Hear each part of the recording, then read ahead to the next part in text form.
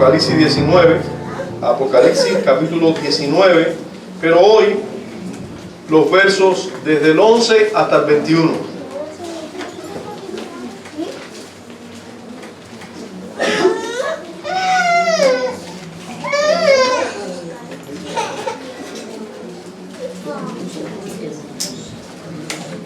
Apocalipsis 19, versículo 11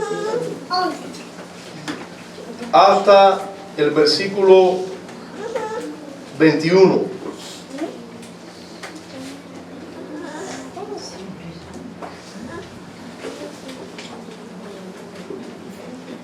Dice así la palabra del Señor.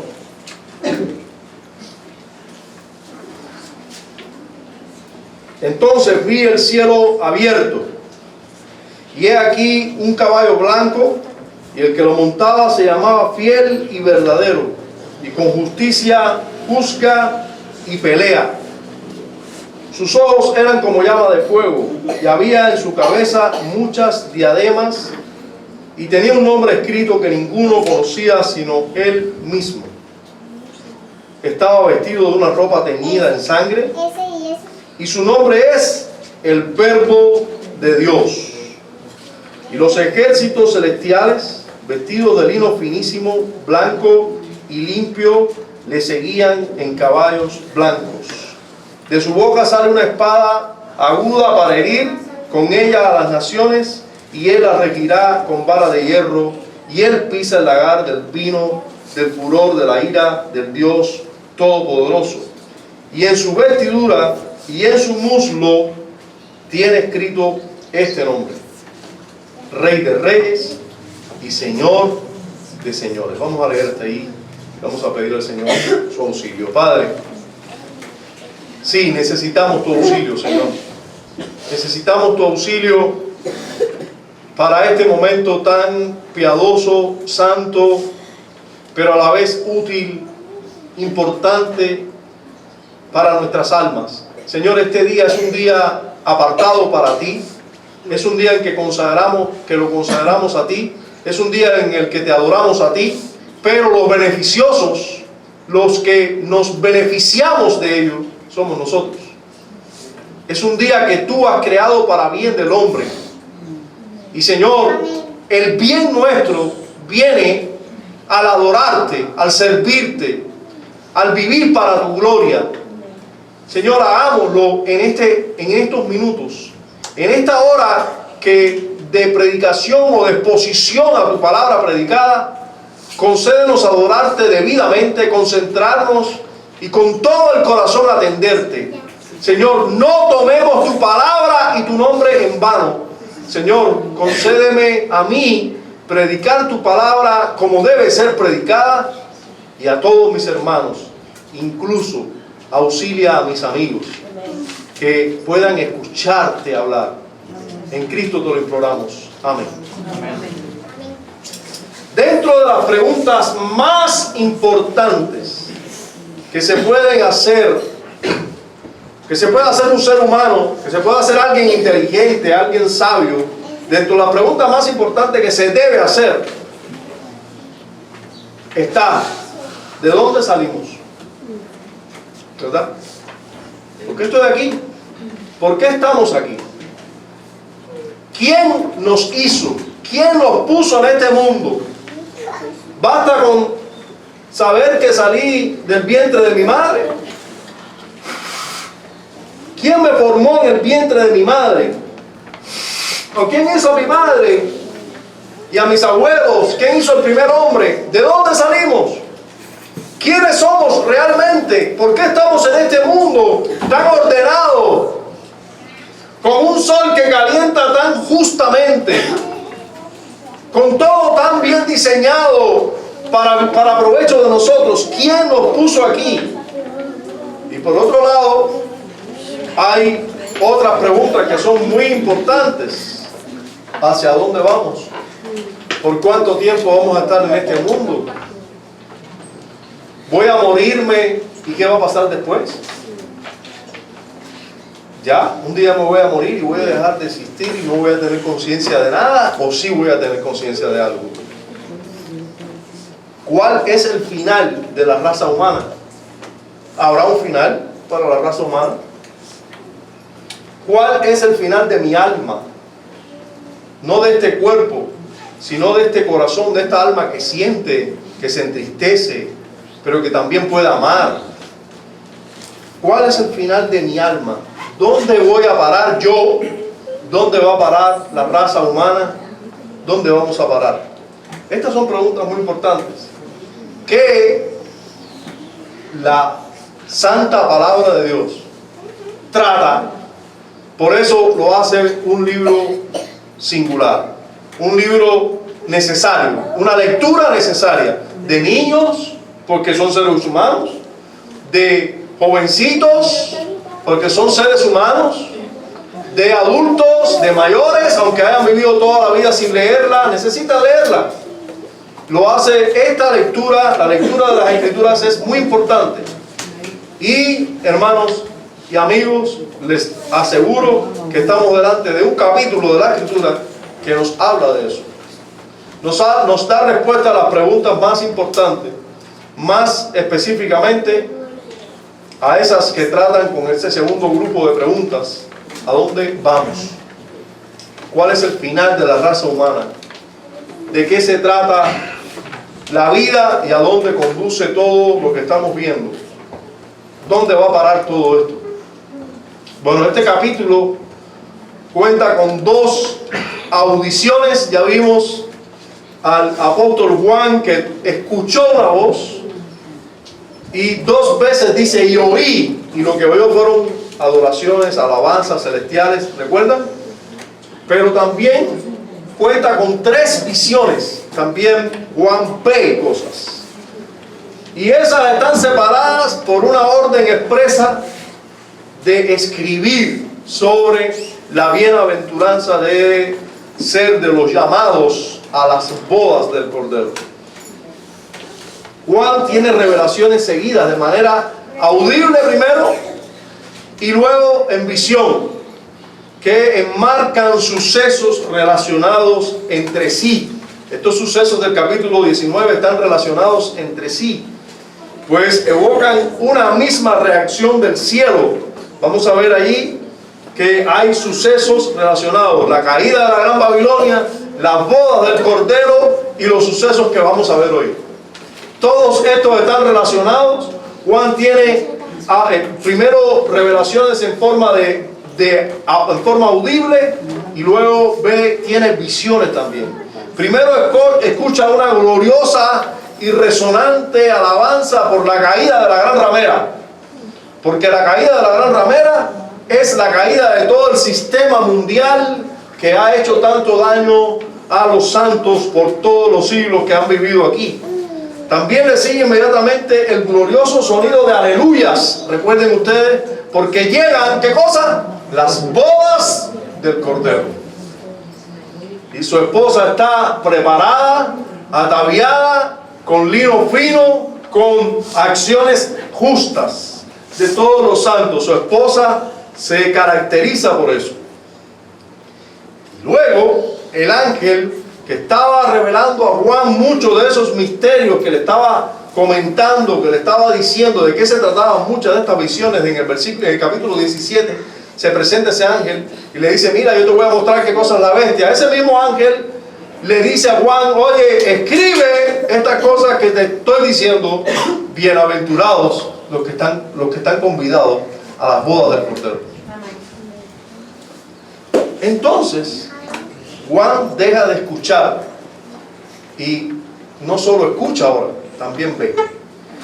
Ahora Juan comienza a ver, y muchos de los misterios y revelaciones que se les va a mostrar, ahora las revelaciones son más claras, son visiones. Ya no solo está escuchando y casi que no se sabe ni a quién está escuchando, solo él dice, es como multitudes de personas, como multitudes y truenos, pero escucha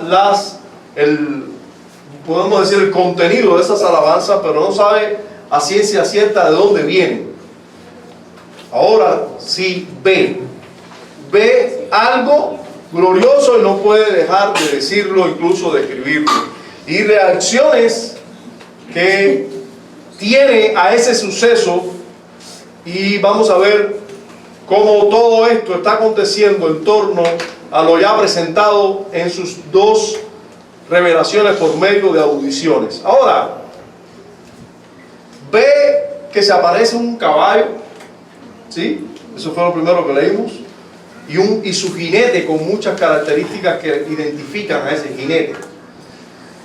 También se visualiza a un ángel invitando, eso no lo leímos, pero vamos a verlo, que no lo leímos en la primera lectura, pero vamos a ver que sí ocurre, que él ve también un ángel y ve que el ángel llama a las aves del cielo a participar de una gran cena. Y cuando se piensa en esas aves del cielo, te voy diciendo ya que son las aves de rapiña que hay en el cielo a comer un gran banquete. Juan ve también la derrota, por último, la derrota de la bestia y del falso profeta frente al jinete del caballo blanco. Ahora, lo que nos va a detener a nosotros aquí y nos va a hacer tomar conclusiones excelentes, conclusiones celestiales, conclusiones de verdad, pero conclusiones gloriosas para nuestras almas, es cuando nosotros veamos quién es ese jinete poderoso que ve Juan. Vamos a ver qué es lo que ve Juan de ese jinete, cada característica, qué nos dice de ese jinete del caballo blanco, y también vamos a ver por qué este jinete se ve relacionado con las bodas del Cordero y la caída de la Gran Babilonia, ¿verdad?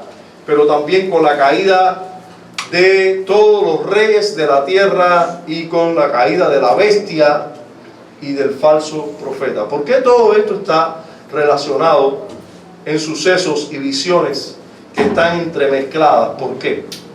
Bien, vamos a contestar esta pregunta mientras nos expongamos a la predicación de este pasaje. Lo primero que tiene Juan es una visión sobre ese jinete del caballo blanco. Ese jinete del caballo blanco, y allí en el versículo 11 encontramos que Juan dice lo siguiente: entonces vi en el cielo, vi el cielo abierto. Eso es lo primero que ve Juan. Nota que el cielo se abrió. Esa frase, cielo abierto, tiene un precedente. En Ezequiel ve el cielo abierto, y de ahí para acá comienza a tener visiones, revelaciones.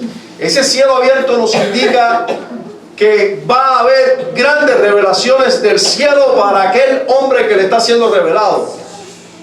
Es una revelación divina, es una revelación del cielo. Note cómo Juan no ve nada que sale ni de la tierra ni del mar, como en otras ocasiones. Es una visión celestial. Es alguien que viene de arriba, es alguien, se despliegan los cielos y Juan comienza a tener visiones. Pero lo primero que ve es un caballo blanco. Y usted dirá, bueno, ¿y qué quiere decir que vea un caballo blanco? Y es importante que nos preguntemos eso.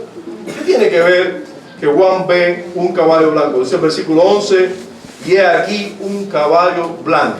Y antes de hablarnos del que está montado en el caballo, el jinete del caballo, nos presenta el caballo.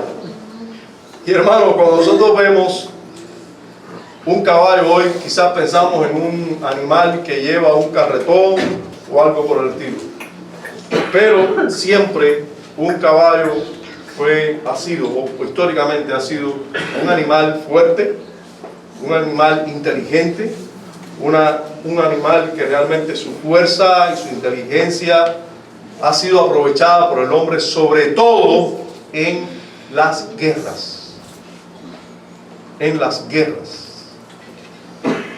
Así que Juan vea que del cielo se vea un caballo, está hablando de guerra del cielo para con los hombres. Lo primero que ve Juan es ese caballo blanco,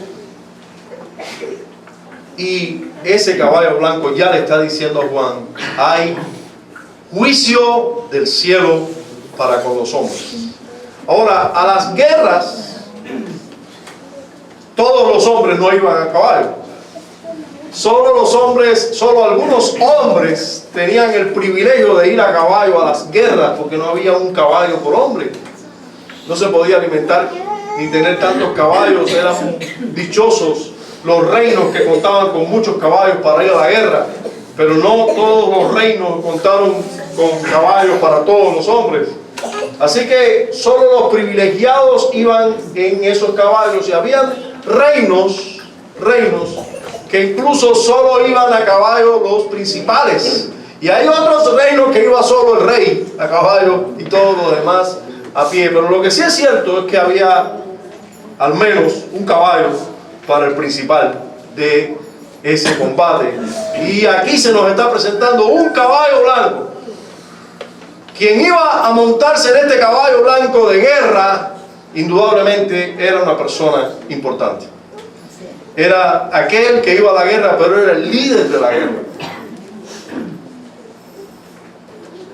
El color del caballo apunta. No sé cuántos de ustedes han visto un caballo blanco. Yo he visto muy pocos. No son muy frecuentes los caballos blancos, pero indudablemente nos está apuntando a algo. Nos está apuntando quizás a la finura de ese caballo, a la raza pura de ese caballo, a la pureza de ese caballo, y por supuesto que nos está apuntando a entonces la persona que se va a montar sobre ese caballo es una persona digna de montarse en un caballo como este. Pero además, por supuesto que nos está hablando de la pureza hasta del jinete que se va a montar en ese caballo, y la pureza de esa guerra que va a haber contra los hombres. Ahora, el nombre del jinete es revelado, y todos nosotros debemos acordarnos que los nombres, históricamente, sobre todo el pueblo judío, cuando ponía un nombre a un hijo, estaba pensando en algo determinado sobre ese hijo, una característica o algo que le recordaba de Dios o algo, pero sí señalaba, y siempre señala algo de la persona a la que se le pone el nombre. Pero dice Juan aquí que el nombre de este jinete era fiel y verdadero.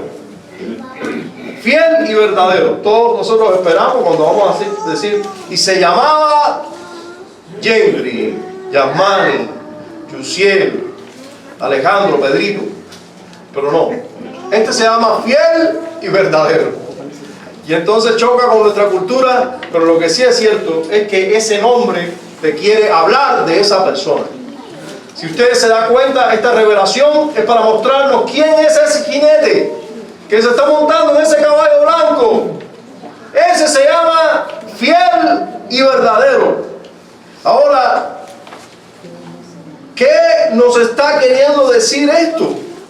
Bueno, la característica nombrada aquí de fiel y verdadero, una persona fiel es alguien que cumple promesas.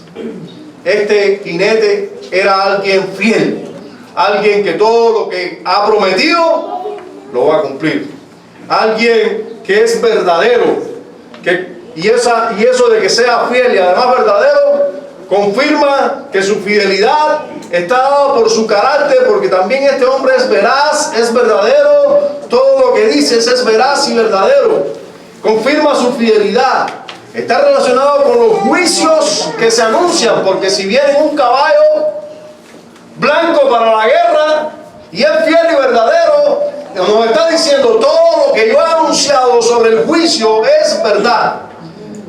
Hermano, recuerde usted conmigo que esta carta fue escrita a iglesias que estaban siendo perseguidas, que estaban siendo atribuladas, y que se les había prometido que Cristo venía para juzgar al mundo un día, ¿verdad? Y seguro ya estaban pensando como tarda el Señor, pero nosotros tenemos que saber que el Señor no tarda como algunos piensan, ¿verdad? El que es fiel y verdadero vendrá un día a juzgar este mundo. Ese día quizás está más cerca de lo que nosotros imaginamos, quizás está más lejos de lo que imaginamos, eso no lo sabemos, pero de que es fiel y verdadero el que viene para juzgar, nosotros debemos saberlo. Es fiel y Él ha prometido que viene y vendrá. Ya en el capítulo 3, Cristo se había presentado a la iglesia en la Odisea como aquel que es fiel, testigo fiel y verdadero. Él dice, cuando escribe el ángel de la iglesia, dice aquí el amén. O sea, así sea, puede estar seguro que es así. El testigo fiel y verdadero. El principio de la creación de Dios dice esto. Quiere decir que ya aquí está identificado el jinete. Ese jinete que está en ese caballo blanco para venir a juzgar, a guerrear, que sale del cielo a guerrear, es el fiel y verdadero. El testigo fiel y verdadero, el cual es Jesucristo. ¿Cuántas cosas es Jesucristo? Porque arriba se nos presenta como el esposo y el cordero de las bodas del cordero, ¿cierto? Valga la redundancia. ¿Verdad? Se nos dice que Él es el fiel y verdadero que está montado sobre el caballo blanco que viene a juzgar. El mismo que es el cordero que se ofreció allí, bien obediente, manso, que entró a Jerusalén sentado en un pollino y manso, y que le dijo a Pedro, ¿por qué levantas tu espada? Es el mismo que va a venir sobre un caballo blanco para guerrear. Es el mismo. Entonces, un día apareció manso, otro día va a aparecer para juzgar en un caballo blanco. Pero además se nos dice, se nos sigue hablando de este jinete, se nos dice que juzga y pelea con justicia. Ese pelear también puede ser traducido como hace la guerra. Ese juzga o hace la guerra con justicia. Estamos todavía en el versículo 11. Juzga y pelea con justicia. Ya el salmista, inspirado, nos hablaba así, en esos términos, de Cristo. Dice el Salmo 96:13: delante de Jehová que vino, porque vino a juzgar la tierra, juzgará al mundo con justicia y a los pueblos con su verdad. También en Isaías capítulo 11, miren lo que encontramos: saldrá una vara del tronco de Isaí, y un vástago retoñará de sus raíces, y reposará sobre él el espíritu de Jehová, espíritu de sabiduría y de inteligencia, espíritu de consejo y de poder, espíritu de conocimiento y de temor de Jehová. Y le hará entender diligente en el temor de Jehová. No juzgará según la vista de sus ojos, ni arguirá por lo que oigan sus oídos, sino que juzgará con justicia a los pobres y arguirá con equidad por los mansos de la tierra. Y herirá la tierra con la vara de su boca, y con el espíritu de sus labios matará al impío. Y será la justicia cinto de sus lomos y la fidelidad ceñidor de su cintura. Fiel y verdadero, y juzgará al mundo con justicia. Este es el Señor. Hermanos, el mismo Cordero será el mismo que juzgará justamente a este mundo. Ese Cordero y esposo también es el juez de toda la tierra. Hoy nosotros predicamos a aquel que hace la paz con Dios, pero ese mismo es el que va a venir a juzgar a este mundo. Y un poco aquí se nos va a presentar cómo será ese juicio. Hasta ahora, gocémonos de este jinete que viene a juzgar a este mundo. Gocémonos y maravillémonos en su persona. Miren, también se nos presenta el versículo 12. Este jinete tiene ojos como llama de fuego. Verso 12. Ojos inquisidores. Sí, ojos devoradores. El fuego devora. El fuego escudriña todas las cosas. Ojos que revelan la verdad de todas las cosas.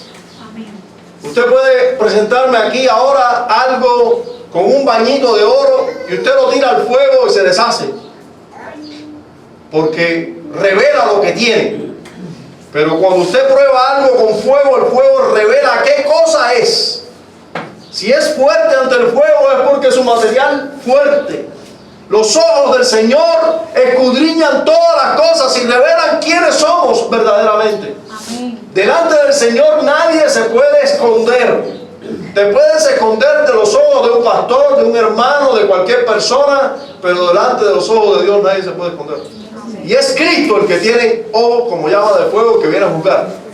Es Cristo el que conoce todas nuestras acciones, el que viene a juzgar. Es Cristo el que nos devora con sus ojos y conoce todo de nosotros, el que nos viene a juzgar. Amén. Ese es el que viene a juzgar. Entonces, pensemos en este Cristo que ya se nos presentó también anteriormente en su presentación de esta carta, como aquel que tiene ojos como llama de fuego, y nuevamente es retomado esto lo ve una vez más Juan de esta manera. Pero también se nos habla de que sobre su cabeza hay muchas diademas. Seguimos leyendo el versículo 12, dice: sus ojos eran como llama de fuego y había en su cabeza muchas diademas. En otras palabras, muchas coronas. Dice, en esta visión que tiene Juan de este jinete, dicen que había muchas coronas encima de la cabeza de este jinete. Probablemente es solo una visión. No es que Cristo venga con muchas coronas, pero es importante que nosotros sepamos lo que nos quiere decir esta visión. No una sola corona, pues Él es rey de muchos reinos y de muchos tronos. Nosotros tenemos que saber que si hay alguien que tiene dominio y señorío en este mundo y en el cielo y en todo lugar, ese se llama Jesucristo. El rey el jinete está siendo revelado cada vez más. Ahora se nos dice que este jinete del caballo blanco es el rey y líder de esta guerra que viene a hacerse desde el cielo para con la tierra. Es el rey que viene montado. Y es un rey poderoso, es un rey que tiene muchos reinos, muchas diademas. Y sale a hacer guerra contra los enemigos que quedan. Sale a hacer guerra sobre aquellos que todavía están sentados en algún trono y ya no van a tener ningún trono. Pero se nos sigue revelando y mostrando cosas. Juan sigue viendo. Dice que el nombre escrito sobre la cabeza del rey era un nombre que nadie conocía sino solo él mismo. Así nos dice la última parte de este versículo 12. Dice, tenía un nombre escrito que ninguno conocía sino él mismo. Juan ve que tiene un nombre escrito, pero nadie lo conocía. Solo él conocía ese nombre que tenía escrito. Aunque tenga muchos nombres y se revela a nosotros con muchas funciones como mediador, Cristo es divino, hermanos y amigos. Cristo es divino y la divinidad es inescrutable para nosotros. Su personalidad siempre va a ser un misterio que solo Él conoce. Siempre Cristo va a ser singular y su nombre, su persona, para nosotros siempre va a tener misterios. Siempre va a tener misterios. Hay nombres de la persona de Cristo, atributos, detalles de la persona de Cristo que nosotros nunca vamos a comprender. Porque Él es Dios. Solo Él puede conocerse verdaderamente a sí mismo. Ninguno de nosotros puede conocer totalmente a Cristo. Solo lo revelado lo podremos conocer. Pero siempre va a tener una identidad que va a ser un poco un misterio para nosotros. Y por eso es que Él tiene un nombre que nadie puede conocer y que solo Él conoce. Pero también tenía una ropa. Y esa ropa que tiene este rey es una ropa singular, es una ropa rara. Cualquiera pudiera pensar que la ropa iba a ser espléndida, súper limpia y quizás escarlata como sucede con otros reyes. No, es una ropa teñida en sangre. Dice el versículo 13: estaba vestido de una ropa teñida en sangre. Ahora, pudiera recordarnos esa ropa teñida en sangre en muchas cosas. Pudiera recordarnos su muerte expiatoria. Pero ahora es una ropa teñida en sangre de alguien que está montado en un caballo para guerrear. Así que probablemente esa sangre nos recuerde más para qué está preparada esa ropa que lo que tiene que ver con el Cordero. Ahora aquí no se nos está revelando el Cordero que quita el pecado, que es manso. Se nos está revelando al mismo Cristo como Rey soberano, montado sobre un caballo para guerrear. Esa ropa vestida en sangre pudiera hablarnos mucho más del juicio que viene sobre la tierra que sobre su expiación. Y además de esa ropa vestida que lo cubría, Juan ve otro nombre. Juan ve otro nombre. Y usted pudiera decir, pero ¿cuántos nombres tiene el Señor? Todos esos nombres le sirven. Todos esos nombres son verdad sobre Él. Y ahora el nombre que ve es el siguiente: el Verbo de Dios. Primero, fiel y verdadero. Después otro nombre que no sé, que solo Él conocía. Y ahora el Verbo de Dios. Este nombre nos recuerda indudablemente que Jesucristo es quien ha revelado totalmente quién es Dios. Quien nos ha hablado, quien se ha revelado a nosotros, quien nos ha dado a conocer a Dios es el Verbo de Dios. Él se ha dado a conocer. Ahora, Juan, en su Evangelio, comienza a hablarnos de Cristo como el Verbo de Dios. ¿Usted recuerda eso? En Juan, el primer versículo dice: en el principio era el Verbo, y el Verbo era con Dios, y el Verbo era Dios. En otras palabras, ahora se nos está diciendo: el que viene sentado en el jinete que viene sentado en ese caballo blanco, no es otro que el Verbo de Dios. Es el Verbo de Dios el que viene ahí. Es Dios quien viene ahí. Es el que ha revelado quién es Dios, el que viene sentado sobre el caballo blanco para juzgar. Es el mismo. Y se nos sigue dando características. Era seguido por ejércitos de ángeles. Dice el versículo 14: y los ejércitos celestiales, vestidos de lino finísimo, blanco y limpio, le seguían en caballos también blancos.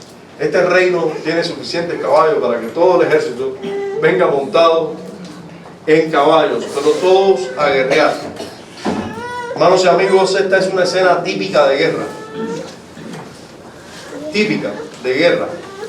Juan está viendo ejércitos. Ya ahora sí se usan términos militares con toda intención. Y los ejércitos celestiales, vestidos de lino finísimo. Hermanos, no se crean que este ejército está haciendo un alarde y exhibiendo su poderío. No, viene a guerrear. Viene a guerrear. Y allí se nos presenta que esta guerra sin igual, porque imagine usted, el mismo verbo de Dios, el mismo fiel y verdadero, es el jinete de este caballo blanco, pero ahora está seguido. Ahora no vino él solo y apareció naciendo en un pesebre con padre y madre pobres e indefensos, que tuvo que huir porque un rey lo persiguió y quería matarlo y tuvo que huir. Ahora no es ese ser que le escupen en la cara y la abofetean y lo golpean y tratan de burlarse de él y que le dicen: si eres hijo de Dios, bájate de la cruz. Ahora no es ese, no es esa su función ahora. No. ¿Usted recuerda cuando algunos le dijeron: tú eres rey? ¿No recuerda cuando y estás así en esa condición? A ver, si tú eres rey, ¿dónde están los tuyos? ¿Acaso no hubo algunos que lo retaron y le dijeron: ven acá y tú vas a ser librado de la muerte. Jesús dijo en cierto momento, si el Hijo del Hombre quiere, le dice al Padre que ángeles vengan y lo defiendan. ¿Y cómo va a ser la cosa entonces? Hermanos, ahora el Hijo del Hombre, un día el Hijo del Hombre aparecerá y le seguirán todo un ejército de ángeles. Le seguirán. ¿Cuál es el poder del mundo que soportará eso? ¿Cuál es? Si solo miren la escena de guerra aquí, y es una guerra sin igual, lo que está viendo Juan. Si un solo ángel tiene un poder que nosotros no podemos calcular, si un solo ángel pudo matar a casi cientos de miles de personas, uno solo, sin hacer mucho esfuerzo, pudo aniquilar a hombres armados, ¿cómo será el alcance destructivo de todo un ejército de ellos? ¿Cómo será? Esto concuerda exactamente con las palabras del Señor Jesús, que dijo explícitamente cómo serían los días de su venida. Jesús dijo en Mateo 25, dijo lo siguiente: cuando el Hijo del Hombre venga en su gloria y todos los santos ángeles con él, todos los santos ángeles, no los perversos, pero todos los santos ángeles vendrán con él, entonces se sentará en su trono de gloria y serán reunidas delante de él todas las naciones, y apartará los unos de los otros como aparta el pastor las ovejas de los cabritos. Así de sencillo será para él. Hermanos, eso ocurrirá. Eso ocurrirá. Más ve Juan, ve que de su boca sale una espada aguda. Y dice que esa espada aguda era nada más y nada menos que para herir a las naciones. Una espada aguda que sale de su boca para herir a las naciones. El mayor juicio sobre los hombres impíos en aquel día será la palabra santa de Dios. Los santos mandamientos que les condenan será lo más horrible, el arma más poderosa. Retumbará en sus conciencias el día que aparezca el Hijo del Hombre. El arma poderosa de la palabra de Dios, que todos quebraron, la que todos pisotearon. Hay un solo Dios que había que amar y los hombres se hicieron dioses a su manera. Había que honrar a padre y madre, pero ellos los metieron en orfanatos o en lugares para que los cuidaran. No se podía matar, pero cada uno hizo lo que bien le parecía y se despreocupó por su prójimo. No se podía adulterar, pero los hombres viven adulterando y quebrando así el pacto matrimonial al punto de que no se quieren casar. La ley de Dios los va a acusar. No se debía codiciar, pero el hombre vive codiciando todo lo que haya por ahí y quiere tener y tener. Los mandamientos, las leyes santas van a acusar. Encima el hombre era bien pecador, Dios le dio a su propio hijo y los hombres buscaron cualquier otra cosa y no se regocijaron en el hijo. Entonces, de la boca de Dios, el arma más poderosa, más temible en el día del juicio va a ser la misma palabra de Dios. Porque cualquier ejército poderoso puede matar el cuerpo, pero ¿qué pasa con el alma? El alma es condenada por la palabra de Dios.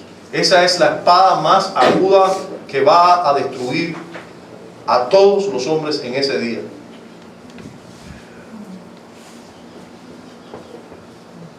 Culpable de todos los cargos, van a escucharlo con voz audible. Todos los hombres que no estén en Cristo Jesús van a escuchar con voz audible que son culpables, como en un juicio. Así escuchan la voz del juez diciendo eres culpable, y ahí se le dictan todos los cargos de los cuales fue detectado culpable esta persona. Y yo supongo que sea horrible cuando una persona es condenada con muchos cargos y es condenada por solo 15 o 20 años. Yo supongo que debe ser horrible eso. ¿Cuánto más cuando los cargos sean imputados o sean resaltados por el mismo Dios para condenarnos por la eternidad? ¿Se imagina? No hay espada más aguda que esa. No hay espada más fina que esa. No hay espada que llegue más profundo que esa. No hay espada que atraviese más un alma que esa. Que vez tras vez escuchamos la palabra de Dios y no la obedecimos. Y un día viene la palabra de Dios y junto con ello el juicio. ¿Hasta cuándo vas a escuchar la palabra de Dios y no te va a importar? Hasta ese día. Puede que antes te vuelvas a Dios, te rindas ante Él y le adores. Si eso no ocurriera, en el día del juicio, la palabra de Dios te va a sonar muy aguda y va a atravesar tu alma y te va a condenar al infierno para siempre.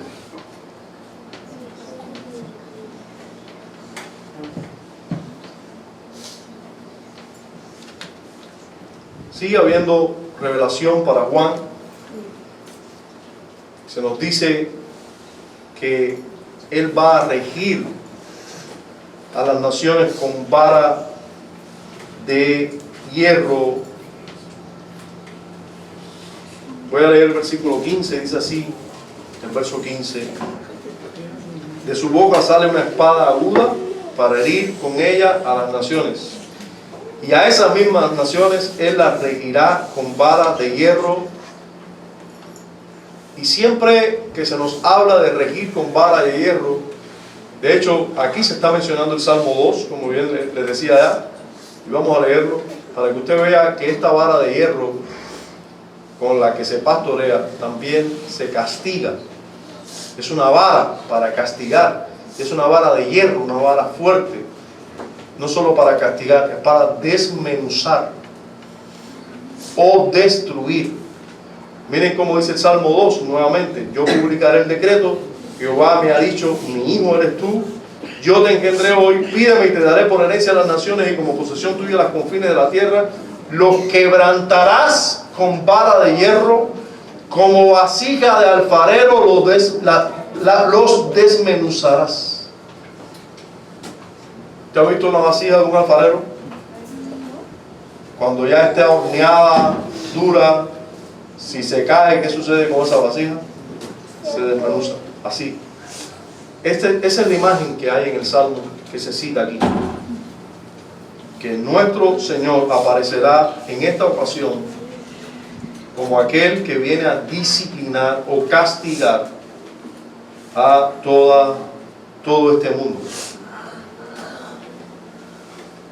Fíjense que acto seguido dice estas palabras que son horribles. Él pisa el lagar del vino, del furor y de la ira del Dios Todopoderoso. Amén. Y no podemos imaginar, no debes imaginar otra escena que la escena de alguien pisando uvas para que salga el vino, para que salga el jugo de la uva. Alguien en una piscinita pisando, pisoteando, aplastando las uvas para que las uvas entonces destilen el jugo. Y lo que nos está diciendo Dios aquí es que de esa misma manera los seres humanos serán destruidos, la sangre correrá, porque la ira de Dios demanda eso. Es la ira de Dios la que demanda eso.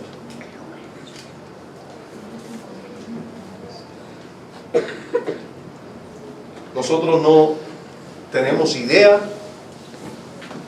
de la ira de Dios?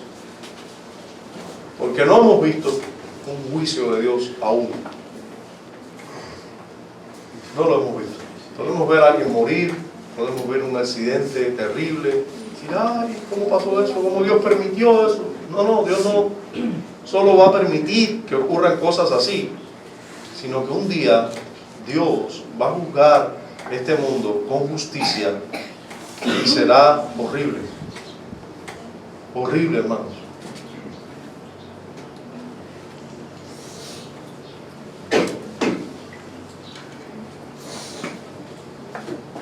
Hay más revelación,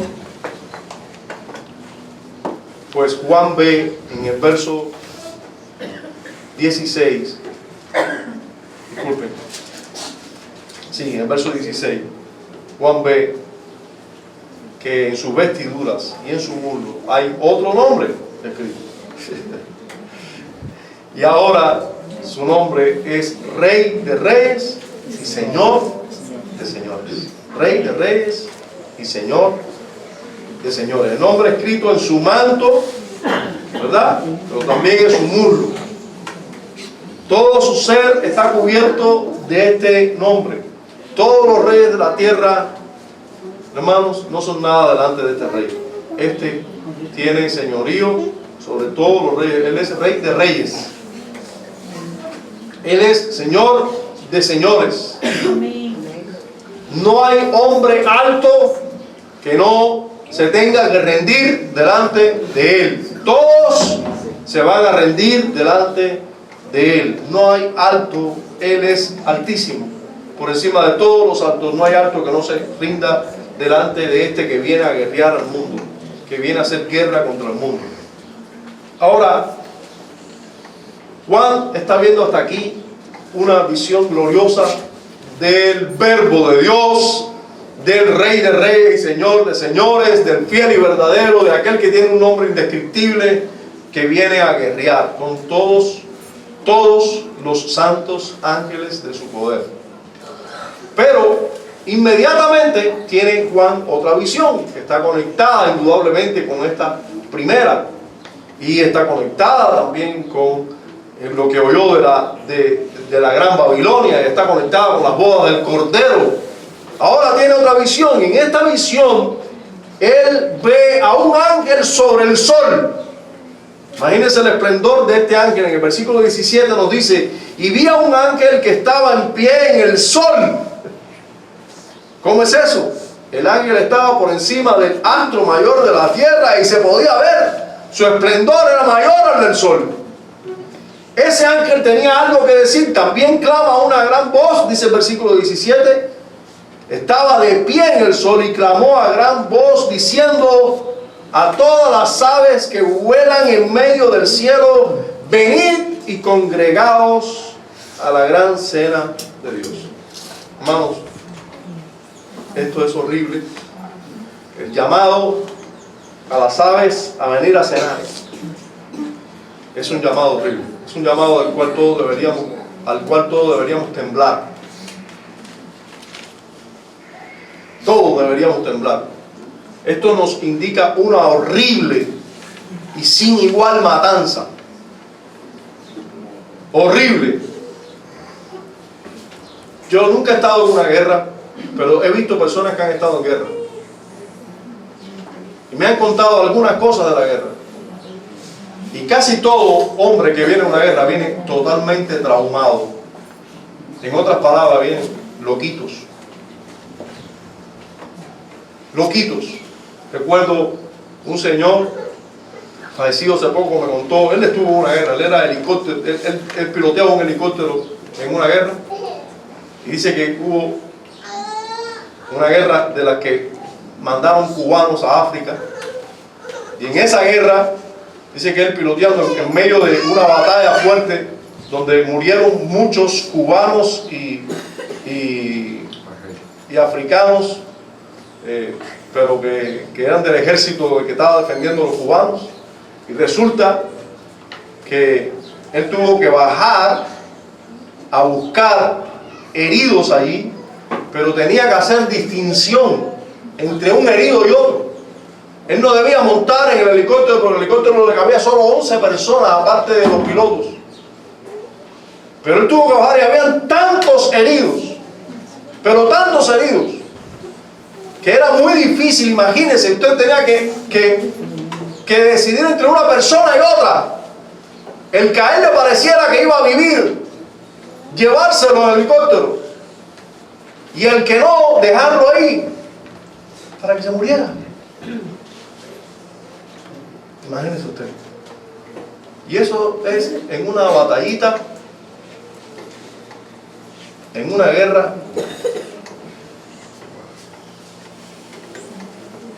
Uno se queda traumado.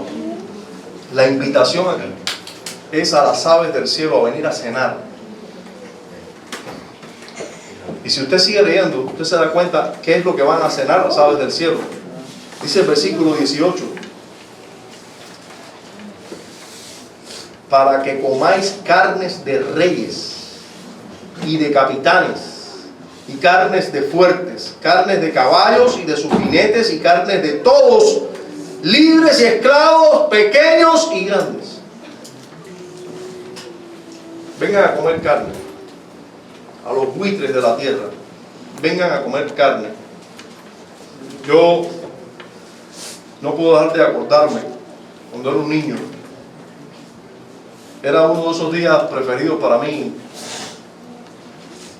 La escena no me recuerda esta escena, pero tiene algo similar.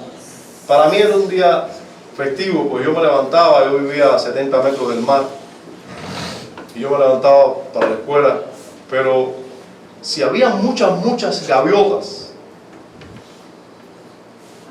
y alcatraces volando en la orilla, eso era raro. Ver una gaviota, 2, 3, 15, no sé, eso era normal. Pero ver muchas manadas de gaviotas en la orilla, eso era señal de que había muchos peces moribundos en la orilla, y que todas venían ahí a cenar. Y para mí, que vivía en Cárdenas, cercano a Rechabala, eso indicaba que había mosto. Yo no entendía muy bien qué cosa era, pero hoy sí lo sé. Era que la fábrica, cada cierto tiempo, en un país como el nuestro, que se respeta tanto la ecología, vertían los químicos de la fábrica por años y años. Vertían los químicos al mar y miles, decenas de miles, cientos de miles de peces y otras especies morían. Recalaban, venían casi ahogados, asfixiados de ese químico para la orilla. Y donde yo vivía, que era en el borde de la bahía de Cárdenas, ahí se acumulaban, pero estamos hablando de un enjambre de aves. Venían a comer ahí. Uno sabía, ya cuando yo iba, que me levantaba a las 7 y tanto, 8 de la mañana para la escuela, ya habían ahí personas que ya se iban con sacos de peces moribundos, intoxicados, medio asfixiados, pero peces. Yo decía, yo miraba y decía, mamá, hay mosto. Pero hijo, pero tienes que ir a la escuela. Pero mamá, hay mosto. Eso era, había una fiesta ahí en el mar, ahí era coger peces con la mano en la orilla del mar. Para nosotros era una fiesta, estaba ocurriendo algo horrible, pero para nosotros era una fiesta. Pero en el día del juicio no va a ser una fiesta. Esas multitudes de aves comiendo carne humana, esa es la escena que tenemos aquí. La escena que tenemos aquí es multitudes de aves comiendo carne humana. No nos imaginamos la escena, pero esa es la que nos quiere mostrar. Ese día se llama el día grande y terrible de Jehová. Ese es el día que se nos está presentando aquí. Y nosotros no hacemos bien si pensamos que ese día no va a venir. Por último, tenemos una última visión a partir del versículo 19. Y es la visión del juicio, en este caso ahora, sobre la bestia y el falso profeta. Dice el versículo 19, y los cimientos, pasa la hoja, y vi a la bestia, también vio esto, y a los reyes de la tierra y a sus ejércitos reunidos para guerrear contra el que montaba el caballo y contra su ejército. Dura cosa es dar cosas contra el aguijón, ¿no? La bestia se enlistó para hacer guerra contra el Señor, típico de los últimos tiempos. Sí, en los últimos tiempos el anticristo, la bestia, su espíritu, todo parece indicar que se personalizará en cierta persona, quizás, pero ese espíritu va a ser fuerte en los últimos tiempos, va a hacer guerra contra los cristianos en los últimos tiempos, va a enlistarse contra la iglesia, que es igual que enlistarse contra Cristo en los últimos tiempos, va a perseguir a muchos, va a conseguir quizás matar a muchos. Van a ver los cadáveres de los dos testigos en la plaza y se van a gozar y se van a deleitar. Van a hacer guerra, pues el diablo va a ser suelto por un tiempo. Va a hacer guerra y el anticristo va a enlistarse contra la iglesia emplazarla con todo su arsenal. Coincide exactamente estas palabras de que el anticristo se va a preparar con todo su ejército contra Cristo y su ejército. Exactamente con las palabras de Tesalonicenses, cuando Pablo le dice a los tesalonicenses: pero con respecto a la venida de nuestro Señor Jesucristo y nuestra reunión con Él, os rogamos, hermanos, que no os dejéis mover fácilmente de vuestro modo de pensar, ni os conturbéis ni por espíritu, ni por palabra, ni por carta como si fuera nuestra, en el sentido de que el día del Señor está cerca. Nadie os engañe de ninguna manera, porque no vendrá sin que antes venga la apostasía y se manifieste el hombre de pecado, el hijo de perdición, el cual se opone y se levanta contra todo lo que se llama Dios y es objeto de culto, tanto que se sienta en el templo de Dios como Dios, haciéndose pasar por Dios. ¿No os acordáis que cuando yo estaba todavía con vosotros, os decía esto? Y ahora vosotros sabéis lo que lo detiene, a fin de que a su debido tiempo se manifieste, porque ya está en acción el misterio de la iniquidad, solo que hay quien al presente lo detiene, hasta que él a su vez sea quitado de en medio, y entonces se manifestará aquel inicuo, a quien el Señor matará con el espíritu de su boca y destruirá con el resplandor de su venida. Aquel inicuo se enlistará, se manifestará, y el Señor lo matará en su venida. Inicuo cuyo venimiento es por obra de Satanás. Ya nosotros lo sabíamos, que quien le da poder a esta bestia es Satanás, con gran poder y señales y prodigios mentirosos, y con todo engaño de iniquidad para los que se pierden, por cuanto no recibieron el amor a la verdad para ser salvos. Por eso Dios les envía un poder engañoso para que crean la mentira, a fin de que sean condenados todos los que no creyeron a la verdad, sino que se complacieron en la injusticia. Es exactamente lo que el Señor nos dijo en Mateo 24, versos 24 al 27, dice: porque se levantarán falsos cristos y falsos profetas, y harán grandes señales y prodigios por obra del anticristo. Ya os lo he dicho antes, dice, de tal manera que engañarán, si fuera posible, a uno de los escogidos. Ya os he dicho antes. Así que si os dijeren: mirad, está en el desierto, no salgáis, o mirad, está en los aposentos, no lo creáis, porque como el relámpago que sale del oriente y se muestra hasta el occidente, así será también la venida del Hijo del Hombre. Amén. En el contexto del anticristo, en su manifestación, allí aparecerá el Señor. ¿Y qué sucederá? Pues la bestia y el falso profeta van a ser apresados. Dice el versículo 20: y la bestia fue apresada, y con ella el falso profeta, o sea, ese espíritu que ha estado engañando a tantos con falsas religiones, ese espíritu falso que engaña a tantos con falsas religiones, que da vías de salvación que no tienen nada que ver con la salvación en Cristo, que tergiversa, que hunde a las personas en religiones falsas. Todo ese espíritu con todos sus líderes también van a ser apresados. Dice el versículo 20: será apresado la bestia, el falso profeta que había hecho delante de ella las señales con las cuales había engañado a los que recibieron la marca de la bestia y habían adorado su imagen. Estos dos fueron lanzados vivos dentro de un lago de fuego que arde con azufre. Fueron lanzados vivos al lago de fuego que arde con fuego. ¿Qué ustedes creen? Todos los enemigos del Señor van a ser vencidos un día. Un día. Que el Señor no lo haga hoy no quiere decir que no lo hará mañana. Un día.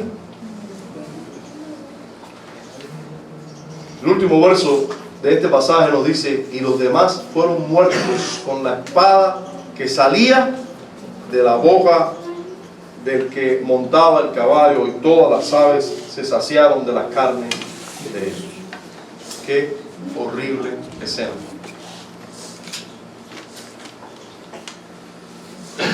¿Hacia dónde vamos? ¿Hacia dónde va este mundo? ¿Hacia dónde se dirige esta humanidad? Hacia el éxito, gran desarrollo mundial, éxito y conquista de los planetas. ¿Hacia ahí se dirige el mundo? Tener todo el dinero del mundo y ganar todo el mundo. ¿Qué ganaré con eso?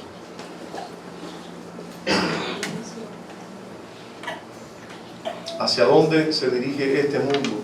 Todos deben saber que este que estamos viendo aquí es el destino de este mundo. El Señor un día va a aparecer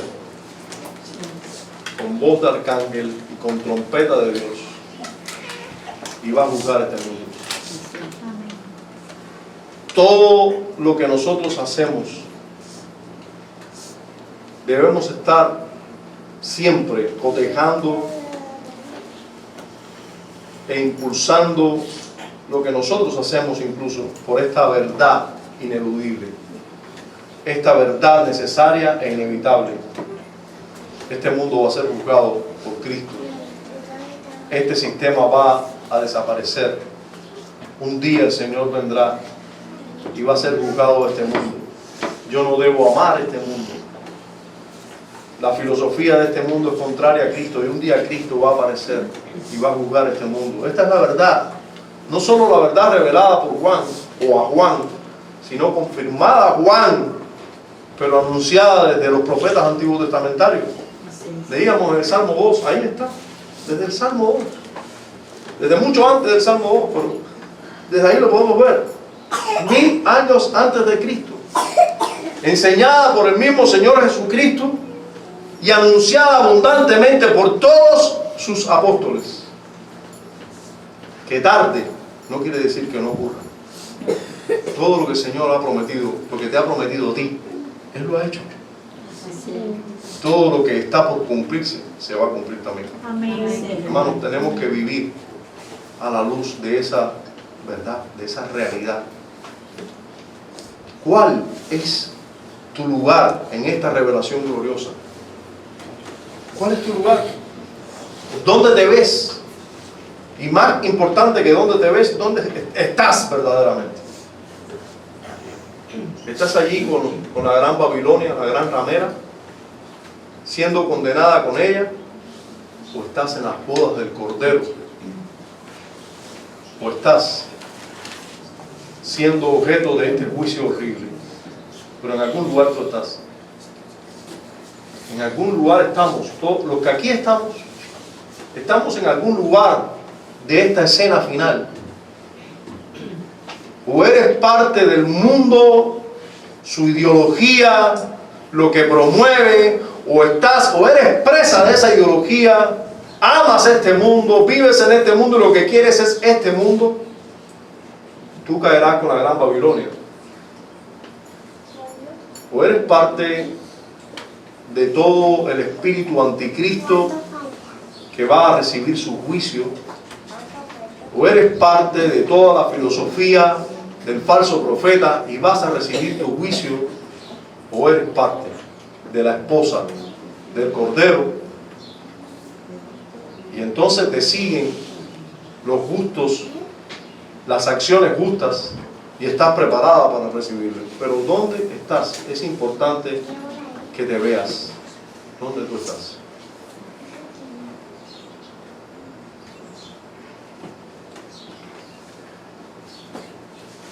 Padre, gracias por mostrarnos una vez más lo que ocurrirá, sin lugar a dudas. Concédenos vivir a la luz de esa realidad.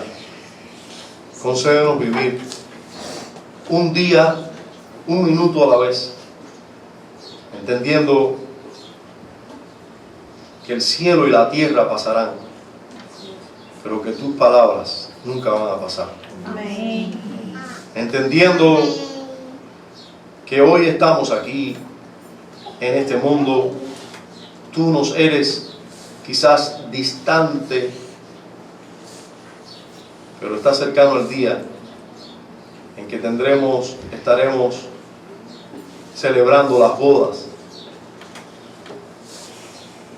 y que este mundo será condenado. Ayúdanos a anunciar estas verdades con denuedo, con valentía, todo el tiempo, con todas nuestras fuerzas. Que en lo que dependa de nosotros todos estén avisados, pero que el mundo escuche estas verdades y que tu iglesia descanse en estas verdades. Que tu iglesia descanse en estas verdades, pueda mirar claramente a tu revelación, que un día aparecerás, ya no como un cordero indefenso, sino lleno de gloria, en un caballo, a juzgar a todas las naciones. Concédenos mirar ahí también. Concédenos también adorarte, porque eres quien vas a juzgar con justo juicio este mundo. En Cristo oramos y damos gracias. Amén.